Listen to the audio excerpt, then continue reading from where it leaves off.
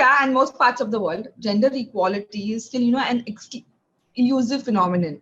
And in the technology world or the digital world, as we call it, gender equality still continues to be a major concern, as women are significantly underrepresented in this leadership.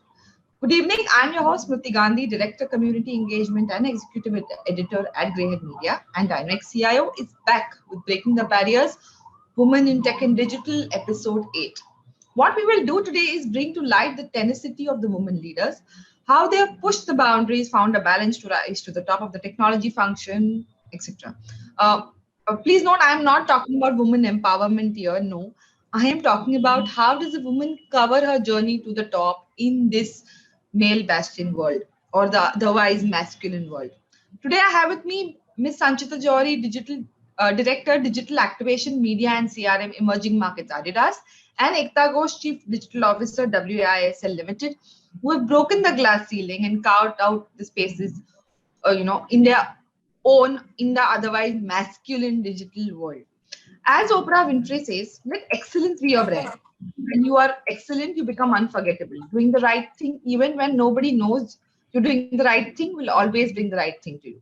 So, welcome Sanchita and Ekta to this show. And thank you for spending your time on a Saturday for this show. Hope you all are safe. All good. Thank you, and hope you are too. Great. So, without wasting much of your time, I will start with the first question. Let me go with you, Ekta, first. A question, you're a woman digital leader. What has been your experience while making this journey to where you are today, and any gender biases or prejudices, stereotypes that you have faced which have limited your progress? Okay. Hi, Smriti. Thank you for the question. So yeah, I've been working in technology for a little over 25 years now. And obviously the journey has been long. It has had its ups and downs. I'll say that, it may not be very, very, different for men and women when it comes to, reaching certain levels or positions, what they wanted to do or aspiring to get there. Maybe it's a trifle harder for women because, of the kind of judgment we are put into, because, the expectation to fail, the expectation to, see how long will this continue, the expectation to, I don't know, maybe it is to do with, there haven't been many women in leadership. Let's accept it. You're right. There are very few of us. So maybe that's why it could also be curiosity, that, will a woman leader succeed? It could be also an awe that, oh my God, that she's here. Let's see what she's got behind her and what she can do. So, the stereotypes come in all ways. It's not always to intimidate you, but also to expect a lot from you because you're a woman in tech and you're a leader. So you're expected to maybe perform very differently. And then your, expectations also go very different. So that's been my experience, the journey. A lot of, I'll say, understanding of self-worth is very important. So, at any point in time, how do you make sure that you are not just, answering for yourself, but also making sure that what you're doing is really what your North Star is, and I'll say that same with men and women. Women just take a little, lot more judgment coming their way as I've seen it. I can so empathize with you, and I can see Sanchita also, blinking her eyes and trying to empathize. Sanchita, over to you. I want to ask you the same question.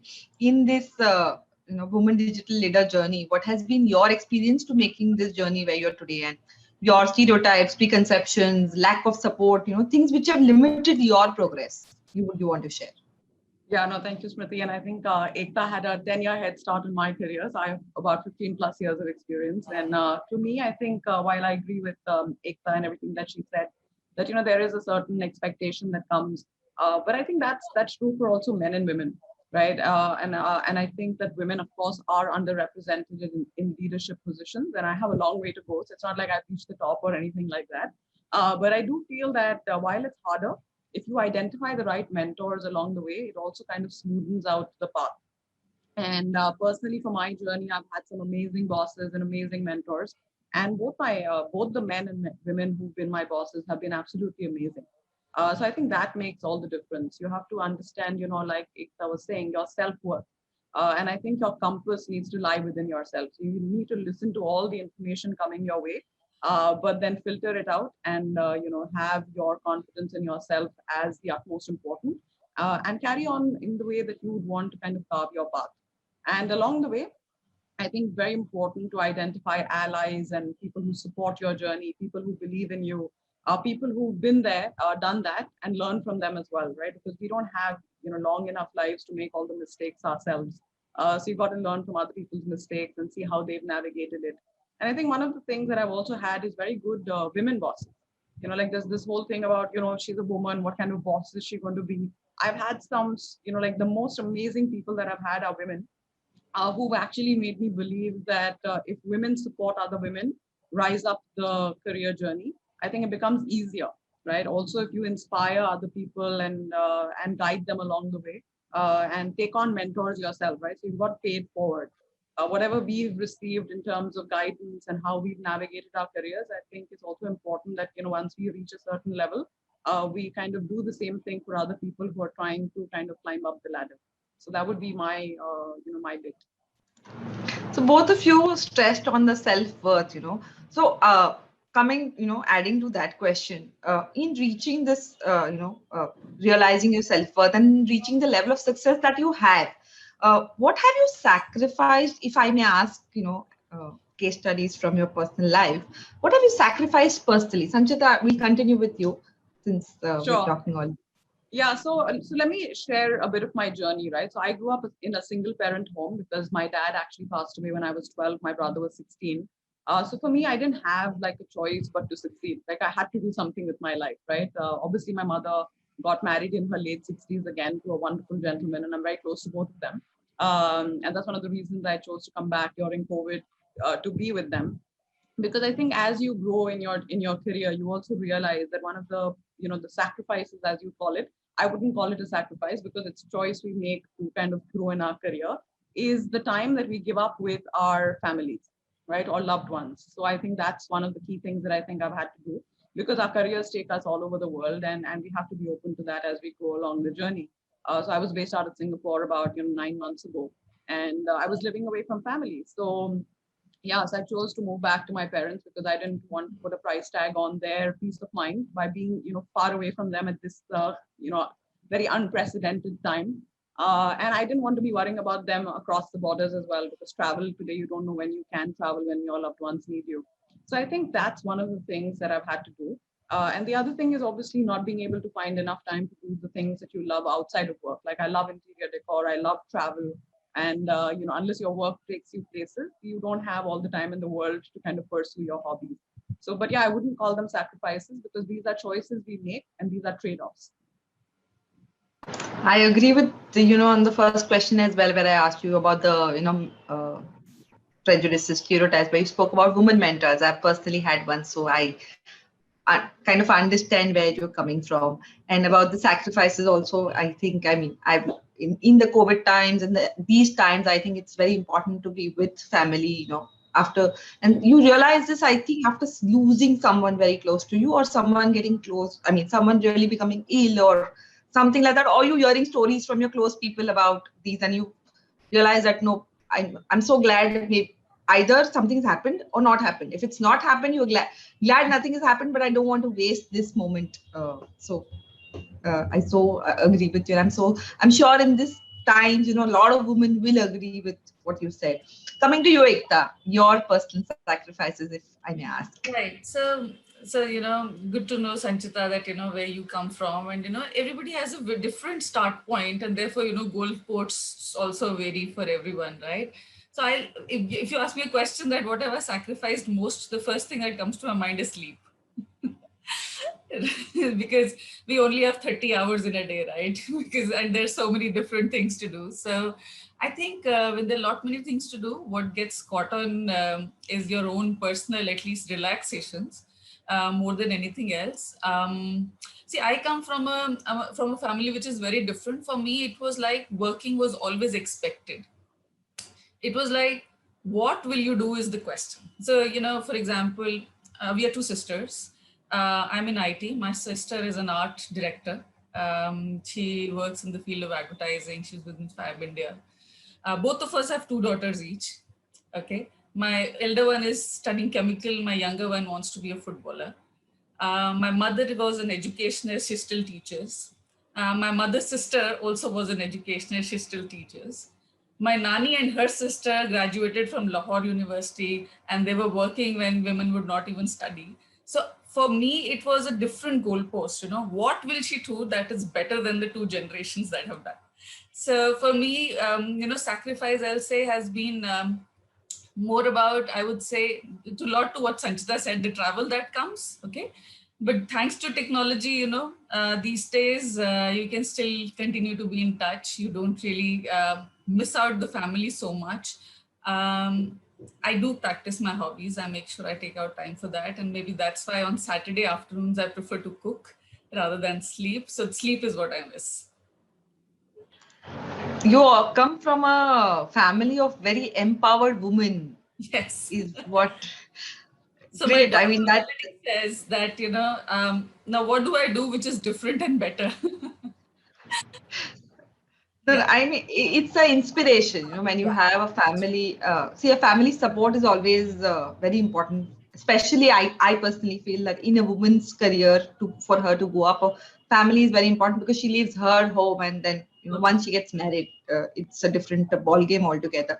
But yeah, even without that, apart from the stereotypes, the prejudices that you fight for and establish yourself, make yourself worth felt. Balancing specifically for you, Ekta, you are married and you have much more experience, more experience than that. I will not talk about age here, but since we all three are women, Okay. but yeah, it does become difficult, right? Managing, yes, living up to the expectation of kids, in-laws. Yes. Right, you're right. You're right. Especially when you're starting off, I think it is very important when women are starting off. They have a very good clarity on their North Star, what they want to do. Right.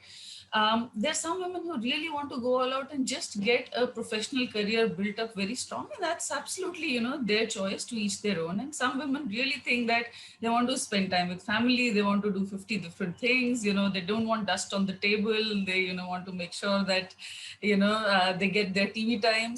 So to each their own, I would say. There are no benchmarks or where you want to be. What makes you happy is what you should do. I switched my career at this stage. I was with an organization for 23 years, and I just switched to a new one last year. And the reason was that at this stage in my career, I want more time for myself. Yeah, because having done in IT, it's like, as I was saying, 30 hours in a day kind of a work that you do. So, deciding that how you want to balance it, and, what are the trade-offs, as Sanchita says, is entirely your choice. You can call it a sacrifice. I'll say what makes you happy. Again, I have taken 2 sabbaticals in my career, so I understand that you need to do what makes you happy. And rather than calling it a sacrifice, it's a choice that, as you just said, it's a choice that we make. It's not a sacrifice. Coming to you, Sanchita, there is this imposter syndrome which is there at work. If you wish to answer this, did you experience this at your workplace or anywhere else in your career span? Sure, I think it's an interesting question, and I think it's posed more to women than men. So the short answer is not really. I'll tell you why also, right? Because I've actually walked through all the rungs to reach where I have, right? So I started from the ground up. So I never felt underconfident or doubted myself or felt that I'm failing to be somebody that I'm not. And I also, one of the things that I do is I continue to learn. So if you have a learning mindset and you don't claim to be an expert or know it or like know it all, then I think the imposter syndrome will not chase you as much. I think when you put this pressure of being a leader means having all the answers is when the imposter syndrome tries to plague you a little more. But when you feel that you are as good as your team is, and you hire the best players and you work with them and you work for them, because I practice this thing called servant leadership, which is I'm here to support my team win. I don't think the imposter syndrome will plague you as much as it would if you want to kind of be like the expert and be the encyclopedia of everything that you kind of represent. So yeah, but I do feel that this question is asked more to women. And I think also it stems from the fact that women tend to doubt themselves a lot more. And not because we're built that way, it's because of the environment that we're surrounded with, right? And to even Ekta's point, the expectation that comes with being a woman leader. What is she going to do differently? What is she going to bring to the table? Also about, is she going to be able to do it? So there are enough and more stories, right? And I think we might be the aberrations to the rule, but I think a lot of women face a lot of struggle in just, making sure that they're confident that they will be able to deliver. But like I said, if you have the right leadership and if you have the right organizations backing you, your journey will be very different. So for me, like the organizations that I worked with are primarily women-led. Like 5 years of my career was spent with the Times of India, right, which was led by the late chairman Indu Jain. So women at the forefront, right? Then I obviously worked with Reliance Retail. Again, Neeta Ambani has led many things for the company and taken them to newer heights. The other organization that I worked with was Johnson & Johnson. So in 1886, you had about 14 employees. The first 14 employees, 8 were women, right? And now I work with Adidas, and Adi Dassler was the founder, but his wife was equally important in the contribution that she made to kind of make the company reach where it has. So I do feel that women have played a critical part in where companies have landed today. I also think that it's important to choose your boss well, but it's also important to choose the organization well. And I think diversity and inclusion, and especially gender equality, are key topics that all organizations are acknowledging today. And of course, for a reason, because there is underrepresentation, there are unconscious biases that exist, but we have to kind of call them out and support each other so that anyone, whether it's a man or a woman who's suffering from imposter syndrome, can be assured that they are worth it and they can do, what you believe that they can do. I have so much positivity coming out from both of you. I can't tell you how, amazing it is to, have a chat wherein when you're talking about, how many barriers that women have faced, all which is coming out from both Ekta and Sanchita, both of you, is positivity. Even when I ask you things which are only asked to women, the last 2 questions that I asked. Ekta, over to you about the imposter syndrome. Yeah, so so this imposter syndrome, I actually agree with Sanchita, what she said, but the only difference with Sanchita that I have, I've never worked with women leaders, I've not been as lucky. I've had great mentors, but they've all been men. And the imposter syndrome also, if you, Smriti, it comes in various, types and formats, sometimes people, while it could come from internally, do I think if I'm capable and worth it where I am right now? Versus, people also doing a judgment of, is she capable? Is she as an imposter? How long can she sustain this, streak, etc. So I'll say it's both ways. I look at it from the point of view, as Sanchita said, do your own thing, right? When I'm in a boardroom, I only see men around me. They see a woman. I don't see a woman. So, for me, there is nothing different. They see that they have to adjust their way of communication style with someone. I don't see anything because I've not really worked with, mentors who've been women, as I said. So for me, that realization comes later only in photographs that, that, I did stand out in the conversation. But while we are in the boardroom, we are one of, everyone else. And we are there because we have certain experience, expertise we bring to the table. And that's what matters. So all these thoughts, if they are, they start to affect you, they start to impact you, you really don't know what you bring to the table. So I think the challenge always comes in, how you internally are as confident about your self-esteem, your self-worth, your, your drive as to what you're doing and the passion that flows through you because, you are there because you like what you're doing, not because you're the woman in the boardroom, right? So I say that 2 ways to look at imposter syndrome. Why? The way the other people look at you, that you can't influence, but you can definitely not get it into your circle of concern, and then you can easily win over it. And the one that comes within you is a battle that one has to fight every step of the way. So, I think that the sooner women start realizing that they are probably better off than men in many, many aspects, that imposter syndrome will be a problem of men. You both are already answering one of the questions that I want to ask you last, but I mean, I have already I had listed down one question saying that what advice would you give to the younger women who want to? So both of you have already answered that, because I have a lot of key takeaways for the session. Right. But asking about when I say advice to the younger women, now in this era of social media, personal branding plays a very important role.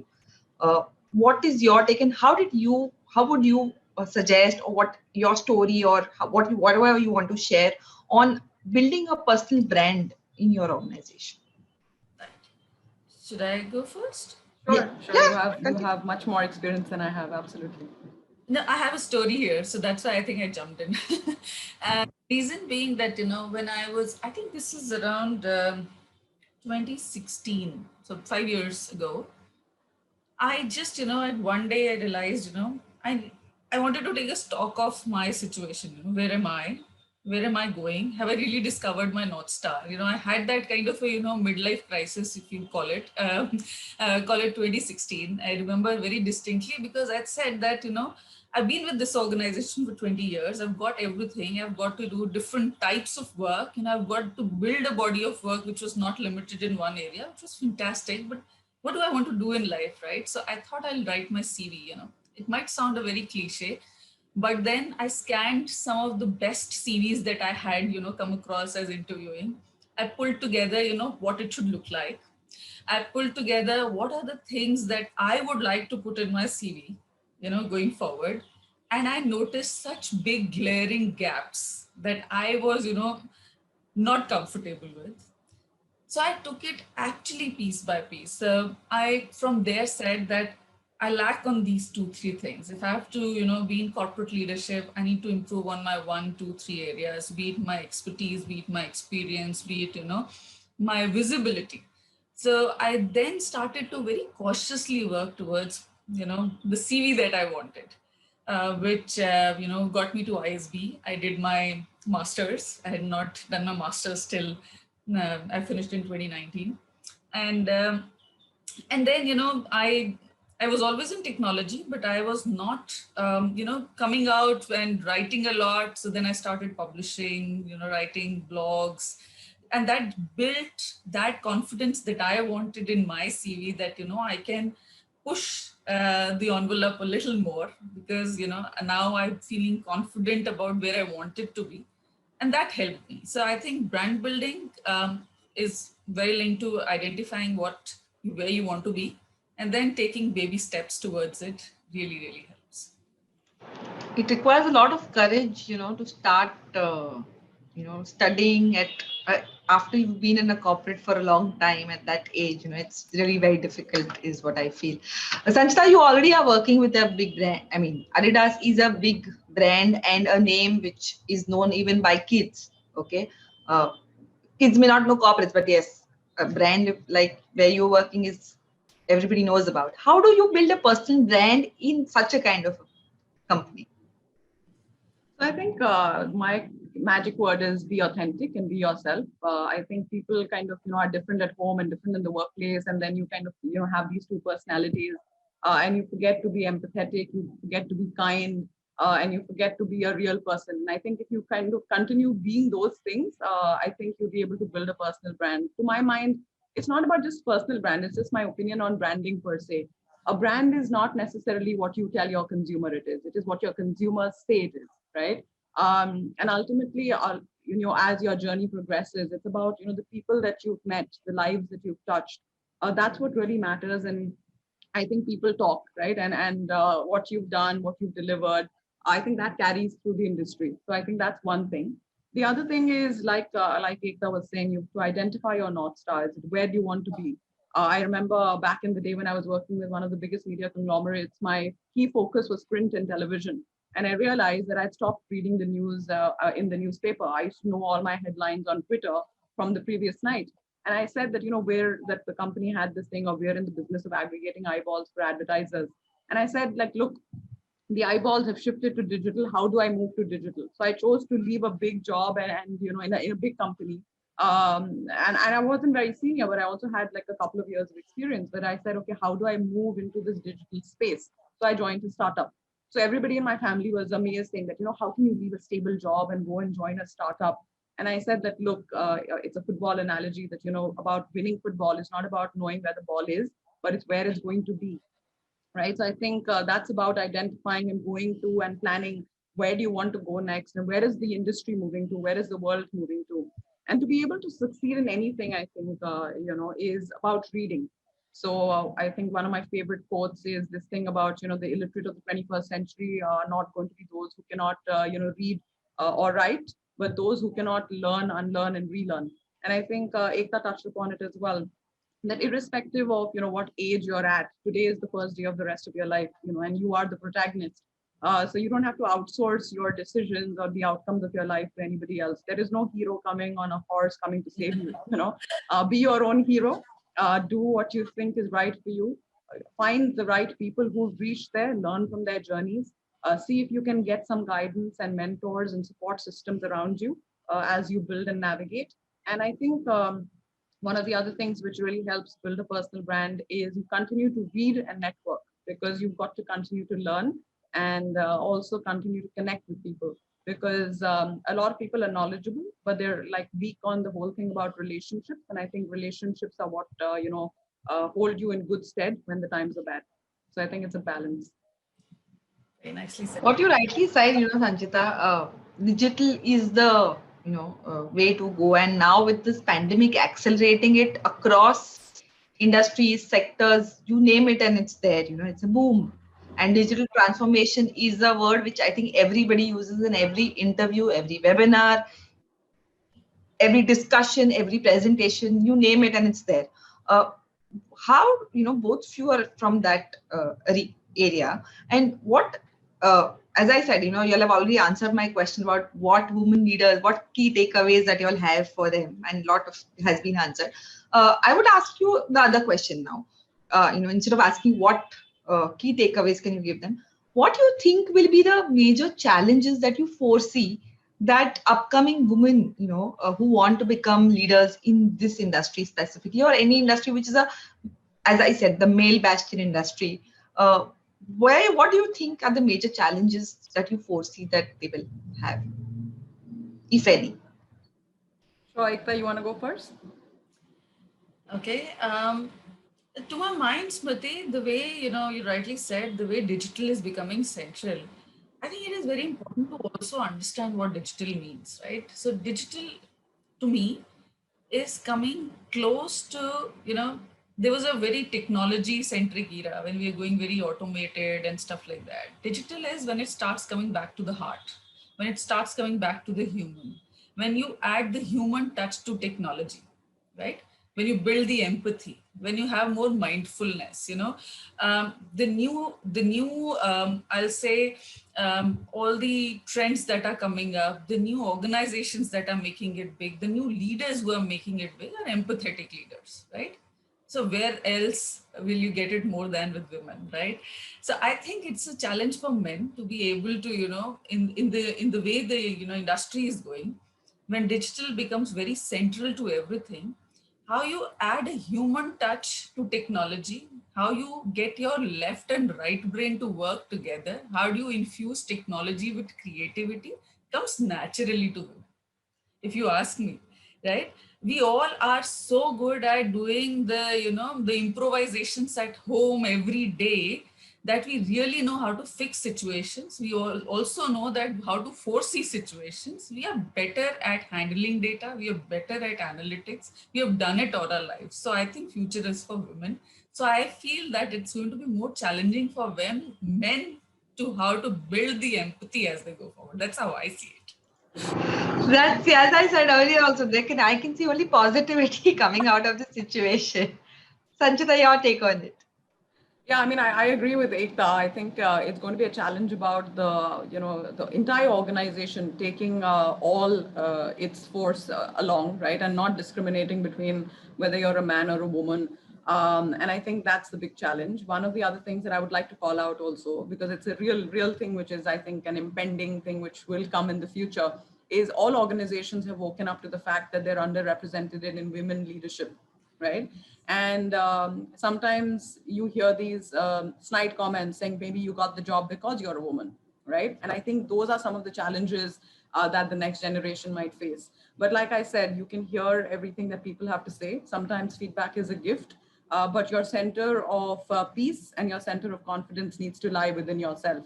Um, so I think you can hear many things about why you can succeed because you're a woman, or not succeed because you're a woman, why you got the job only because you're a woman. And I think those are the things that the next generation will have to navigate.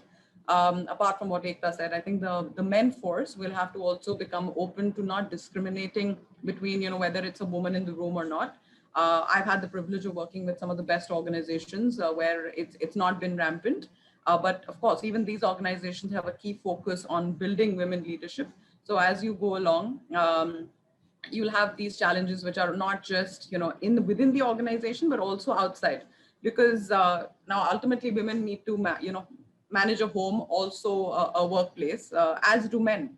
So as the equality builds in both the spaces, it's also going to be, how do you take the generations of parents along on that journey, where they're seeing that the son and the daughter are now not dividing roles as they used to in the earlier eras, right? So I think it's also about carrying family and people along on the journey and making them evolve as you evolve with the next generation taking on very hardcore roles that men have held so far. Yes, it's very nicely put. In fact, you're absolutely right that the boundaries and the roles at home are diminishing, and I think it is because this generation has seen that happen. I'm sure that from here it only can go better for the next generations.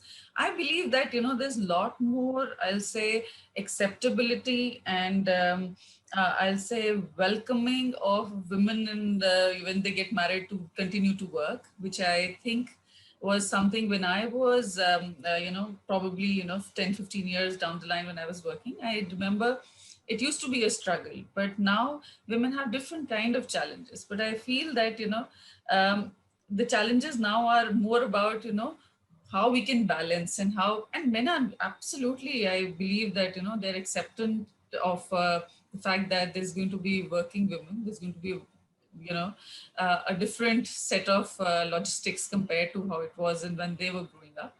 And I think that is great because the foundation, I think, is being laid. And from here, I think, while Sanchita put it very eloquently that, how women have to continue to stay on their self-worth, even men need to realize that how the coexistence needs to be only taken to the next level. That's awesome. Self-worth, both of you spoke about, how you don't put your sacrifice, you don't call it your sacrifices, you call it your choices. You all spoke about the challenges at work, which you all didn't think were challenges, but turned into positivity, and how, the future ahead is for women, and, how things are changing for the world, with coexisting partners, they being a part, and, now no longer the mother is a primary caregiver. Especially in case of the married woman. So yeah, I think it was an amazing discussion. In the paucity of time, I will ask both of you, starting with Sanchita, any one key takeaway or anything that in the end that you would want to tell everybody. No, I mean, not that I've worked that long and not that I know everything, but I think the one thing that I've kind of learned over the course of my own journey is that you need to continue believing in yourself, continue learning, continue wanting to, grow in the space that you're in. So never get complacent. So my one liner would be never get complacent, and you're never too old to achieve what you want to do. So age is just a number. If you want to start today, like I said, you can now be the hero of your own story. So be it. Ekta, your last key, anything that you want to say? Yeah, so you're right, Sanchita, and in fact, just building on what you're saying, I also think that it's very important to stay positive, Smriti, that you reminded us that you've been saying. But I believe, you know, there are two quotes that always come to me. Character is fate.